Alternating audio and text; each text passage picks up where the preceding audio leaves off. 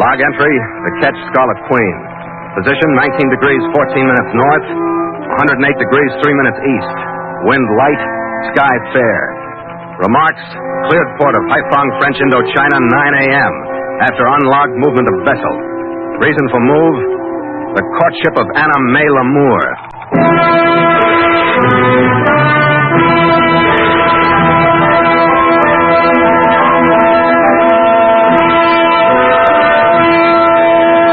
The port of Haiphong is spread out on the edge of a niche in Asia's coastline called the Gulf of Tonkin.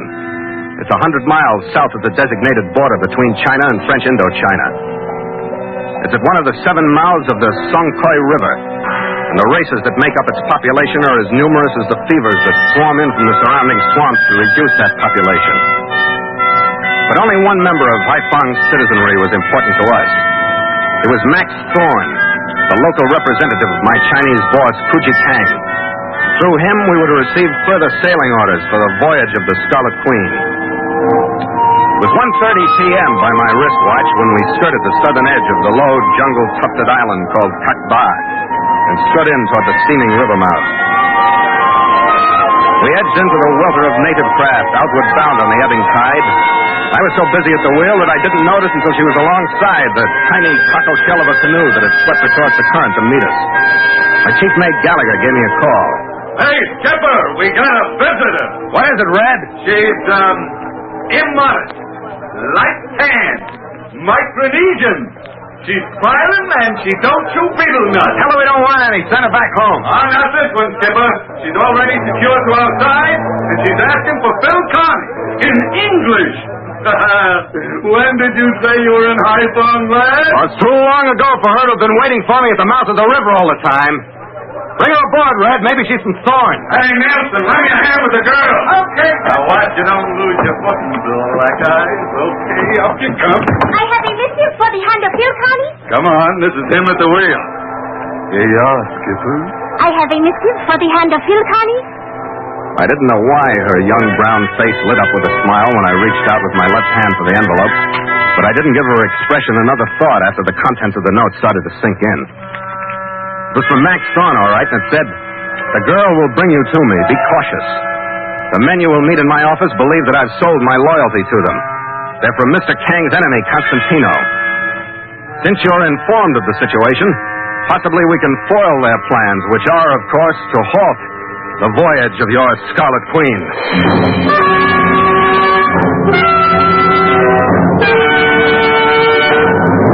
So Mutual continues The Voyage of the Scarlet Queen, written by Gil Dowd and Bob Tolman, and starring Elliott Lewis.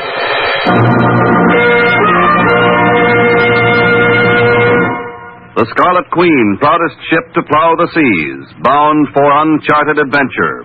Every week a complete entry in the log, and every week a league further in the strange voyage of the Scarlet Queen.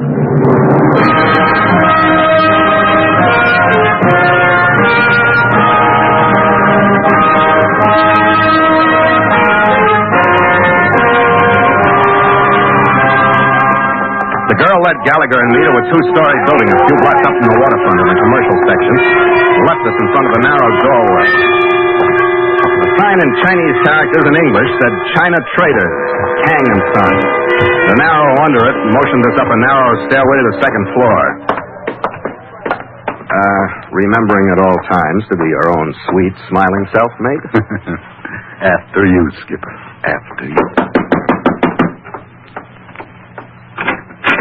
Mr. Max Thorne? I'm Max Thorne, and you're Captain Connie. That's right. This is my chief mate, Mr. Gallagher. Your hand, Captain? Yes.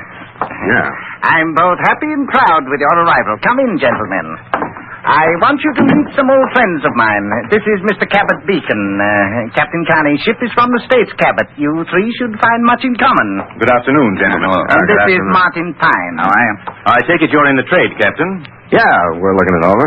After the cloak of secrecy Thorne here assumed upon receiving word of your impending arrival, we expected you and your crew to be, at least, buccaneers. Sorry to disappoint you, Bacon. Working men always do. Oh, you Well, Thorne, I know you'd planned to spend the rest of the afternoon with the captain and his mate. But I hope you don't mind if we hold you to your promise of giving us an estimate on our shipment of rubber. Why, no. Business before pleasure. Yes, of course. So if you don't mind, Captain, we can have our visit later. Yeah, sure, Thorne. Go ahead. We've got some ship business to take care of ourselves. Maybe we'll drop by tomorrow. Good. I'm sorry, Captain, but you know how it... Yeah, well, don't worry about us, Thorne. We got plenty of time. This isn't my style, Skipper. I don't think we should have left. Well, it depends on what Thorne told him, but I think he knows what he's doing. He had a note palmed when he shook my hand. I'm sure a calm customer. And we better wait till we get out of sight of the building before we look at it. Yeah. What do you make of that Beacon? He looks like a lawyer. There's no beachcomber, Red. No, sure. The Constantino men are getting smarter the closer we get to Kang's $10 million prize. All except one. Who? Don't look now, but he thinks he's tailing us. That's getting closer to my style. Which one is it? I don't know. I haven't seen him. Oh, I'm awful lucky to have a skipper like you. You're such fun. No, I mean it, Red. He's got to be there. Come on, we'll turn here and heave to in the lee of this building and wait. It's the only way that friendly little huddle up there makes any sense. Haiphong Harbor's big. Beacon and Pine want to know where the Queen is moored, so they're in the office when we get there. They cut the meeting short, and one of them tails us back to the ship. Doesn't that make sense? If one of them follows us around the corner, then it'll make sense. But Gallagher was rubbing his knuckles sort of hopefully when he said it. It was Pine. He swung around the corner and stopped. So he just remembered something he was supposed to have brought with him. He never did get back after it.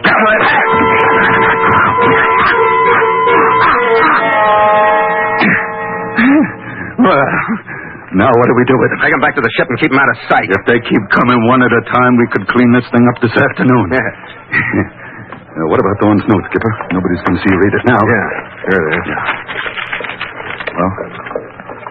Oh.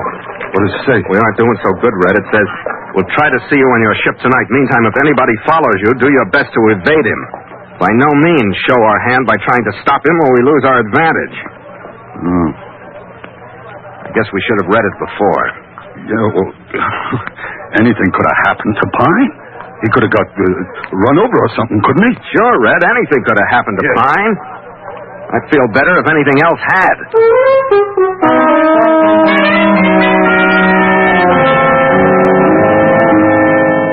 We cleaned Pine up a little, held him like he was intoxicated in an erect position between us, and trundled him to the Queen. I thought that one twist, like reading the note after we'd had our way with Pine, would be enough for one day, even in Haiphong. The one at the ship was of a different type, but it was just as startling. Hey, what's all that, Skipper? The afterdeck of the Queen looked like a Chinese junk on laundry day. Lines were run helter-skelter across the cockpit and back, and they were loaded with underwear, socks, dungarees, and all of it was mine. Gallagher took Pine forward to lock him up in the forepeak. My temper and I went to the cabin. What are you doing here? Oh, dear Connie. You return with eye of somber fire. What is all this? A cloud on your face dimmed instantly my beaming looks. I became your menial. What's that stuff doing out on deck? It is too dry. That isn't the way I keep my ship. How do you think that looks from shore? It must look most clean. That is a great distinction of lowly lords. The book said that. What book? Of a man of your race, with the extensive naming of Robert Louis Stevenson. The book also has extensive naming of the South Seas, a footnote to history. And you read it? From it alone, save a missionary teacher, I learned to read and speak the English. That is why I speak so alluringly. Yeah, I noticed. Now, about this washing and stuff, who sent you to do it? My own volition. I am your menial and companionship. I wish to take care of you. Well, forget it. Where'd he come from? My village is upriver. I came here not unwilling to visit like a ghost and be carried like a bale among scenes that had attracted me in youth and health.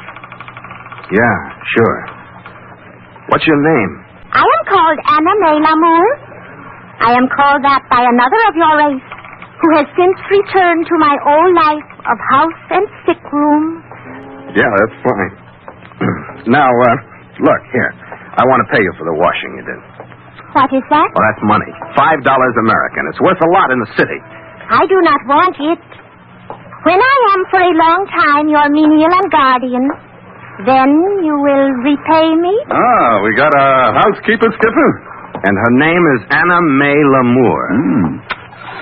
Look, Lamour, you can't stay here. Where do you want to go? I do not. I've got troubles enough. If you want to help me, you go away. For a brief period of time? Yeah, even that would help. Here's the $5, Red. Yeah. Take her up to town, will you? Take her where she wants to go and lose her. Oh, you're hurting her feelings, Skipper. And she hurt mine. Laundry. When the time comes that I can't do my own washing, I'll find a farm and a wife someplace.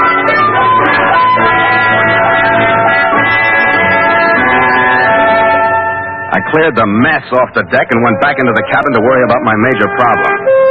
I knew that the orders I was supposed to get from Thorne were to be directions that would lead to a meeting with Kang himself.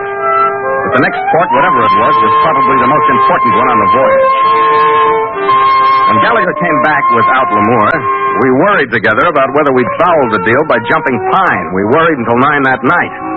Then we heaved 2 sighs of relief and stopped. Thorne came into the cabin.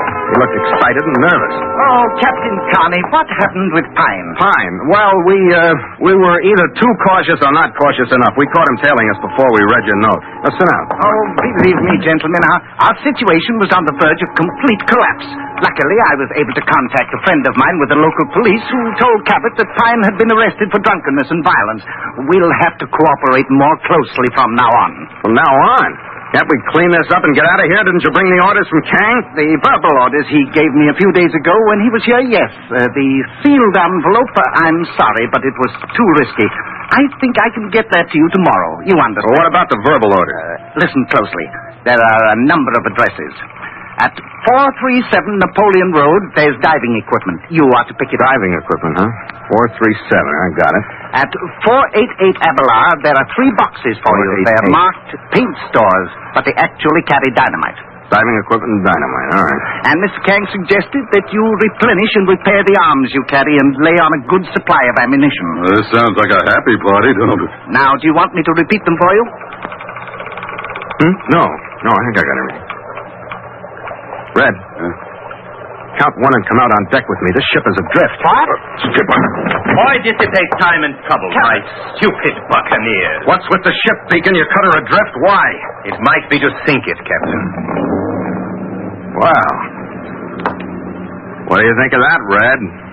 I think that it would be a shame to sink the ship. Gallagher knew what I meant. Beacon had walked into the cabin unarmed. He was well-built but slim. He wore rimless glasses. Gallagher prowled around behind him to hit him from the low point. I started moving in from the front. Beacon looked like he was in the middle of a ballroom as we moved in. He took his glasses off. And Gallagher hit him first. And he didn't get up. Gallagher, I mean.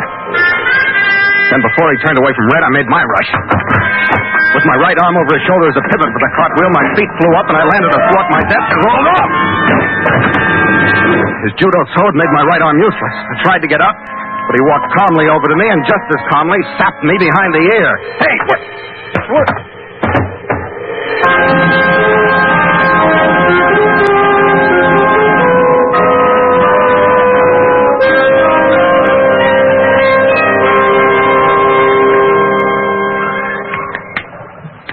Hey, Skipper.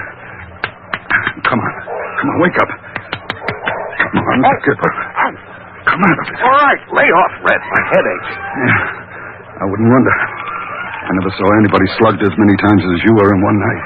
On me, he didn't use the sap. Huh? But that don't mean he didn't hit me. Right there. Oh. Between my neck and my shoulder.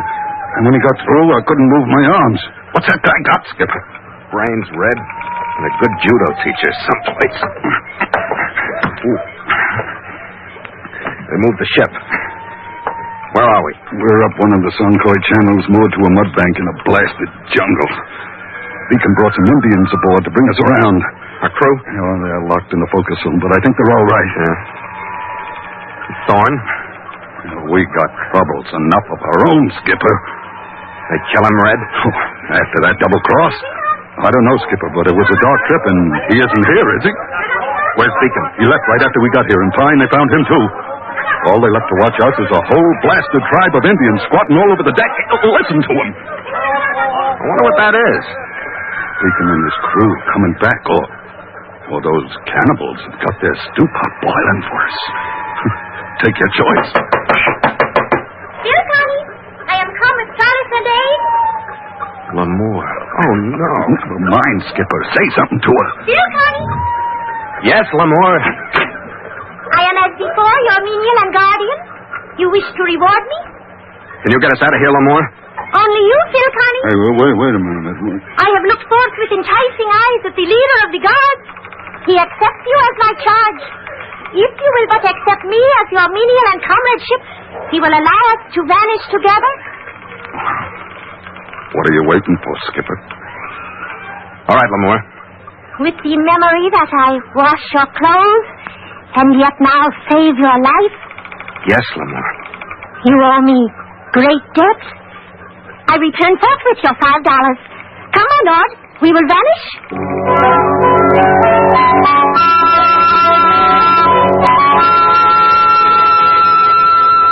I made a lousy lord, but I tried my best because it was better than being cooped up on my own ship. There was no doubt of one thing, her service was good. We got into a narrow dugout canoe. She paddled us a few miles downstream. When we beached, I could make out the faint trace of a road leading through the jungle. Like magic, a wagon pulled out of the brush. There was a short, chattering conversation between Lamore and the driver, who looked at me appraisingly, then nodded. She and I got into the wagon and left.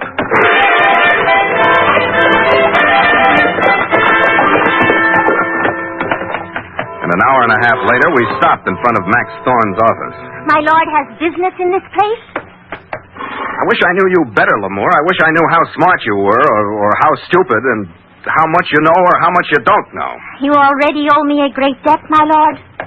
But perhaps I will help you further. You will go into the office now?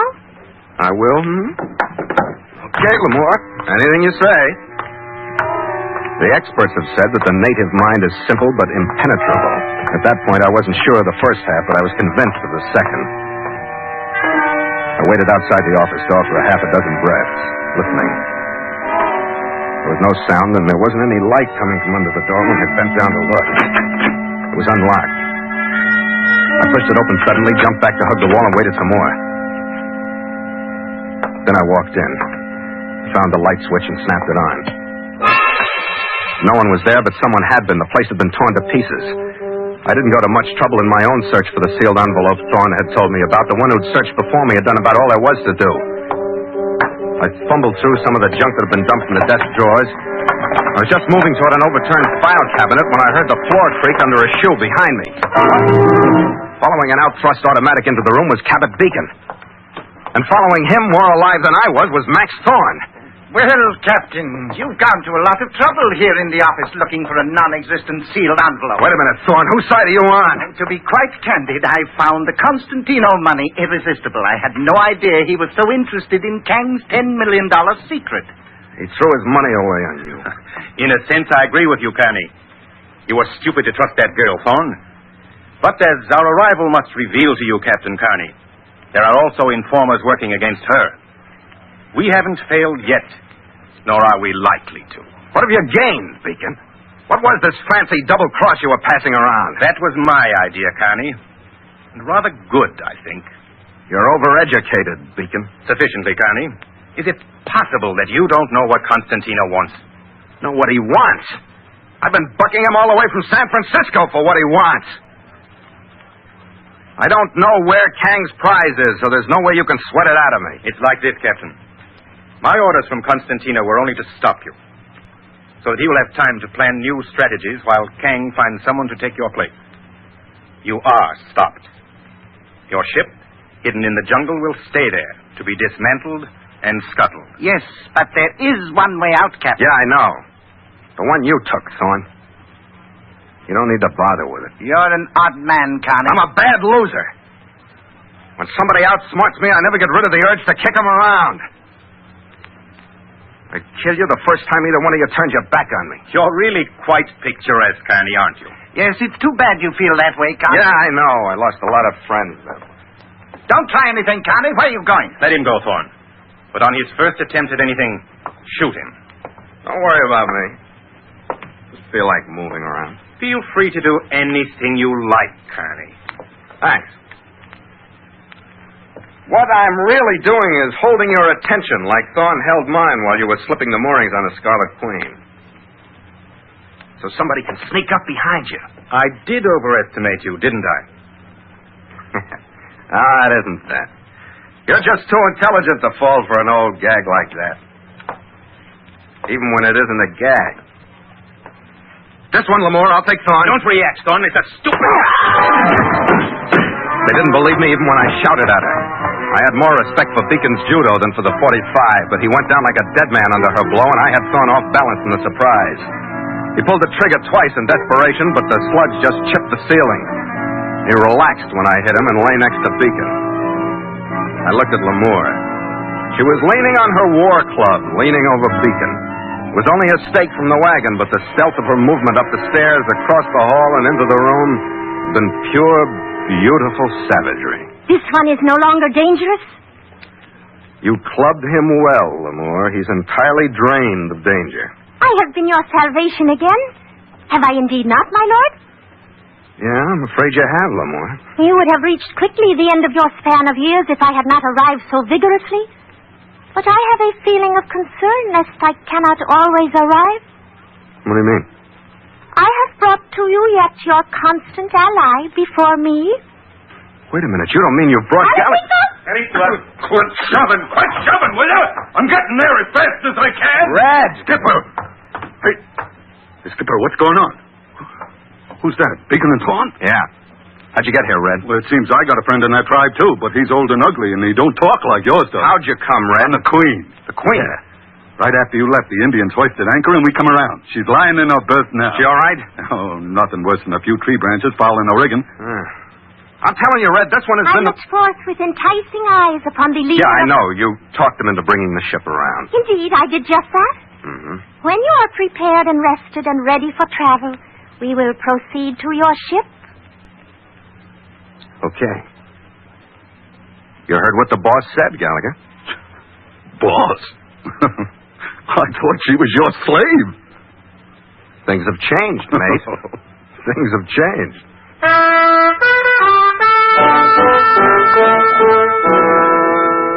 If I could have found anything to complain about with the way things had gone, it would have been the way my debt to her had developed. That, the fact that there had to be a payoff, and the fond look in her eye that gave me a hint of what kind of a payoff it would be. She held my left wrist with a new, possessive touch all the way to the ship.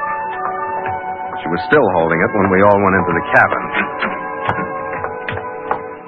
Phil, Connie, your debt to me has grown like a palm tree.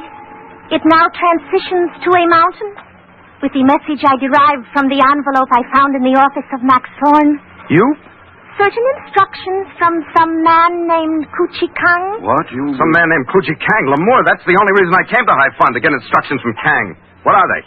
Remembering that I, and me alone, give them to you, I say yet, you will sail to Singapore. You will find Kuchi Kang in room 207 in the Metropole Hotel. Is that not stunning? Yeah. In your country, you are forced to pay all debts. Well, in my country, we seldom have debts like this one. But look, Lamore... You are a splendid man. Yeah, but really, Lamore, well, you're not cut out to be a menial. You ought to marry some fine, strong man from your own people. I know what I owe you and how you feel about things like this. How did you And learn so of I my can- marriage? You're planning on marriage? To someone you know? He is tall and fine, and I will teach him to speak as I speak. Oh. You don't want to be my menial and comrade, whatever it was. I wish now to end my service to you. It has been very great. Mm-hmm. You perhaps wish to repay me? Anything I have, Lamore. Watch it, Skipper. From the beginning, I have greatly admired that which you wear on your left wrist. It is of shining brilliance, and its tick-tock, tick-tock would lull my future My children. wristwatch? You mean you've done all this for my wristwatch? Indeed, yes. How could I have hoped for its attainment if they had killed you, and the watch were carried down the river with your body? Phil Connie, the great lover. Yeah. Here's the watch, Anna May Lamour.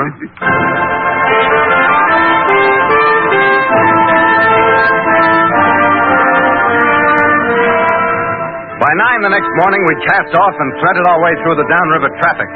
We picked up the deep water swell and the breath of the trades when we skirted the southern rim of Cock Bar. Stand by! Make sail! The men were glad to feel a fresh breeze after the listless heat of Haiphong. They scrambled to their stations to hurry us out where the winds were even fresher and cooler. Port sheet! Make sail! A big sweep of the mainsail unfolded, filled. I pulled the mast over into a bow to the power of wind and sail. The jump sheets, men! Badly now! The jibs ran out. A big mizzen boom swung over my head.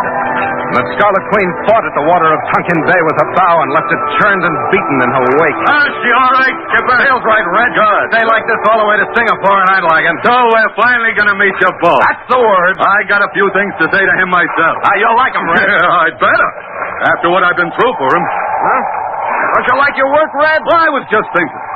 What's going to happen when we run into something like that Haiphong rat race, and you don't have a watch to make some poor little Indian girl think you're worth saving?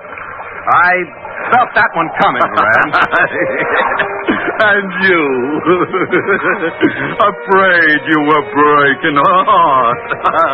Oh, you better have a drink, Skipper. Yeah, for my injured male vanity, huh? After you, mate, after you.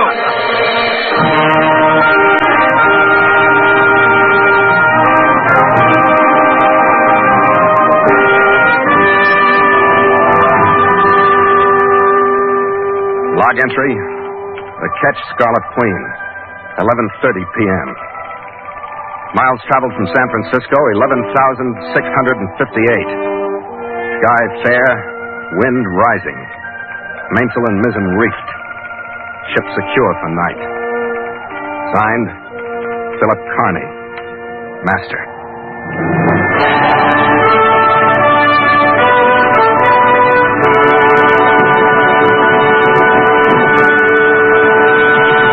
The voyage of the Scarlet Queen has come to you through the worldwide facilities of the United States Armed Forces Radio and Television Service.